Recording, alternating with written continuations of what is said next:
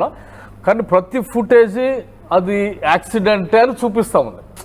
తర్వాత ఇది AI create చేశారు అన్నారు. దెన్ ఐ సెడ్ ఓకే, అంటే it is turning to something else. Then అప్పుడు కరుణాకర్తో నేను నేను చెప్పింది ఏంటంటే లాస్ట్ హాఫ్ అన్ అవర్ ఇంకా ఆయన ఇంటి దగ్గర నుండి ఎల్బీ నగర్కి వచ్చేళ్ళకి నువ్వు డూప్ పెట్టాలి. హాఫ్ అన్ అవర్లో how you can manufacture dupe. ఒకవేళ నువ్వు డూప్ క్రియేట్ చేయగలిగినా కూడా ఆయన ఇంట్లోంచి బయటకు రాగానే ఆయనకి నువ్వు గన్ను పెట్టడమా లేకపోతే దూరం నుండి గన్ను చూపించడమా, అంటే ఆయన నీ కంట్రోల్లో తెచ్చుకోవాలంటే అంత హై డ్రామా చేయగలిగితే కానీ అతన్ని నువ్వు డూప్ క్రియేట్ చేయలేవు. అసలు రీజనబుల్గా కానీ లాజికల్గా కానీ అది సెన్స్ లేకుండా ఉందన్నమాట. ఆ తర్వాత ముస్లిమ్స్ మీదకి వేయాలని చూశారు. I said that is ruled out. So first day నుండి I said though he is my friend but we have to stand for what is right. ఒక ఎవిడెన్స్ లేకుండా హిందూ సంఘాల మీదకి తోసేయడం తప్పు అని చెప్పి ఖచ్చితంగా వెళ్ళి మాట్లాడి నేను వచ్చిన. తర్వాత నాకు చాలా కాల్స్ వచ్చినాయి మా కమ్యూనిటీ నుంచి, అట్లా ఎట్లా మాట్లాడతావు అది అని చెప్పి. But we still stood on, ఎందుకంటే అక్కడ రీజనింగ్ లేదు. ఏ డూపు కూడా లారీ చక్రాల కిందకి పోడు, నువ్వు ఎన్ని డబ్బులు ఇచ్చినా కానీ. లైఫ్ రిస్క్ చేసేసి లారీ చక్రాల కిందకి వెళ్తాడు అని చెప్పేసి ఆ రోజే నేను శివశక్తి ఆఫీస్లోనే దాన్ని క్లోజ్ చేసేసినాం. ఐ నో ఈ రిపోర్ట్ ఎట్లా వస్తుందని మనకు అందరికీ తెలుసు ముందుగానే. బట్ నా పాయింట్ ఏంటంటే చాలా క్లియర్గా నేను మాట్లాడాలనుకుంటుంది ఏంటంటే మాచురి దగ్గరికి ఒక 60,000 మంది వచ్చారు ఆ రోజు. ఆ తర్వాత నుండి కొన్ని వేల మంది ర్యాలీలు తీయడానికి రోడ్ల మీదకి వస్తూ ఉన్నారు క్రిస్టియన్ కమ్యూనిటీ నుండి. సో వాళ్ళ కన్సర్న్స్ వినేది ఎవరు? ఇంకొక తప్పు నేను గమనిస్తుంది ఏంటంటే రాజకీయ నాయకులుగా ఉన్నవాళ్ళు ఎంపీ హర్ష్ కుమార్ గారు కానీ, ఎక్స్-ఎంపీ హర్ష్ కుమార్ గారు, కేఏ పాల్ గారు కానీ, వాళ్ళు ఒకసారి it is a political career ఎత్తుకున్న తర్వాత వాళ్ళు ఒక వర్గం వైపు ఎట్లా నిలబడతారు? హర్ష్ కుమార్ గారు కానీ, కేఏ పాల్ గారు కానీ వాళ్ళు ప్రజలందరి కోసం నిలబడాలి, వాళ్ళు హిందూ కమ్యూనిటీ కూడా సపోర్ట్ చేసి మాట్లాడాల్సింది. వాళ్ళు ఇది హత్యే అని చెప్పి ఆధారం లేని ఒక దాన్ని వేరే కమ్యూనిటీ మీద వేస్తుంటే కూడా వాళ్ళు అడ్డు చెప్పలేకపోయినారు. సో నేను గమనించేదంటే as a politician I think religion is separate from the state. మతానికి ప్రభుత్వానికి కనెక్షన్ ఉండకూడదు. సో ఐ థింక్ ఈ విషయంలో ఖచ్చితంగా కేఏ పాల్ గారు ఒకవేళ ఆయన కమ్యూనిటీ తరపున నిలబడి ఉంటే, హిందూ కమ్యూనిటీస్ తరపున ఆయన నిలబడి మాట్లాడలేదు కనీసం, ఆధారం లేకుండా ఇది హత్య అంటే. కేఏ పాల్, హర్ష్ కుమార్ రాజకీయ ఉద్దేశంతో రాజకీయ నాయకులైనప్పుడు వాళ్ళు రాజకీయ నాయకులుగానే అందరు పక్షంగా నిలబడాలి.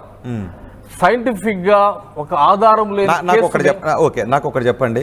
ఇప్పుడు మీరు కొన్ని చూసి ఇది ప్రమాదమే అనుకున్నాను అని అన్నారు, కానీ ఈ రోజుకి కేఏ పాల్ ఇది ప్రమాదం కాదు ఇన్ని ఉన్నాయంటున్నారు. డెమోక్రటిక్ ప్రొవిజన్ లో మనకున్న ప్రొవిజన్ మొత్తం వాడుకోవాలా. సరే ఆయన సిబిఐ దాకా పోతా అన్నాడు, సరే పోమని చెప్పాలా మనం, because it is given by the constitution. కాబట్టి ఆయన సిబిఐ ఎంక్వైరీకి వెళ్తాడా లేకపోతే ఇంకొక చట్టానికి వెళ్తాడా తీసుకొని వెళ్ళాలా, పోనివ్వాలా. కానీ రాజకీయ నాయకులుగా వాళ్ళు ఒక వర్గం వైపు ఎట్లా నిలబడగలుగుతారు? లేకుంటే ఎక్కువ మంది ఇది హైందవులే చేశారు అన్నప్పుడు వాళ్ళు కనీసం బయటకు వచ్చి ఎందుకు ఖండించలేకపోయారు?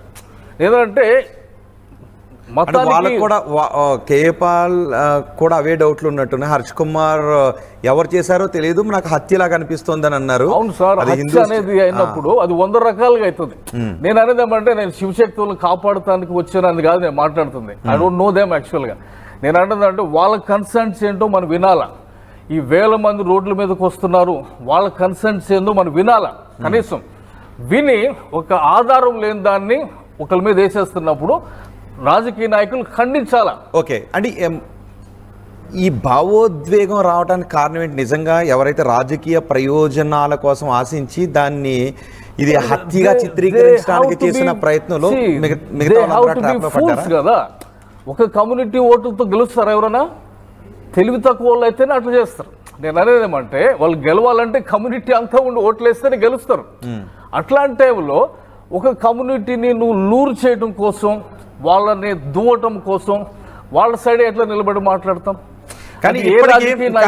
కానీ అనిల్ గారు మరి ఎందుకు ఇప్పటికీ 80% మంది ఇంకా మాకు ఇది హత్య అనే డౌట్ ఉందని ఎందుకు అభిప్రాయపడుతున్నారు? సార్ అది it's a very sad state అది. అంటే అది మతంలో ఉన్న దరిద్రతో ఏదో తెలియదు కానీ అది అదే టెక్నాలజీ వచ్చి ఒక పరిపక్వత లేని, అంటే నేను ఆ రిపోర్ట్ చూస్తూ ఉన్నప్పుడు నేను చాలా బాధపడుతూ ఉన్నాను ఎందుకంటే కామన్ సెన్స్ అక్కడ ఒక లారీ కిందకి డూపెట్లు వెళ్ళిపోతాడు when you watch the clip అని వెళ్తే లారీ కిందకి వెళ్ళి ఆల్మోస్ట్ అంత రిస్క్ తీసుకోవడం అనేది ఒక డూపెట్లు చేస్తాడు.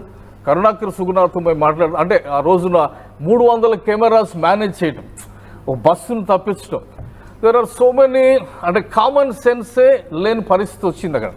సో అంటే నా కమ్యూనిటీ, క్రిస్టియన్ కమ్యూనిటీకి నేను అనేది ఏమంటే బైబిల్లో కూడా ఒక మాట ఉంది ఏంటంటే నీ పూర్ణ మనస్సుతో దేవుని ప్రేమించడం. అంటే వీళ్ళు మనస్సు అనే దాన్ని గాలికి వదిలేస్తే రీజనింగ్, లాజిక్, కామన్ సెన్సు ఇవన్నీ మనం గాలికి వదిలేస్తే మనము మత ఛాందస్వాదులం అవుతాం కానీ we don't become actually good citizen also, good Christian also.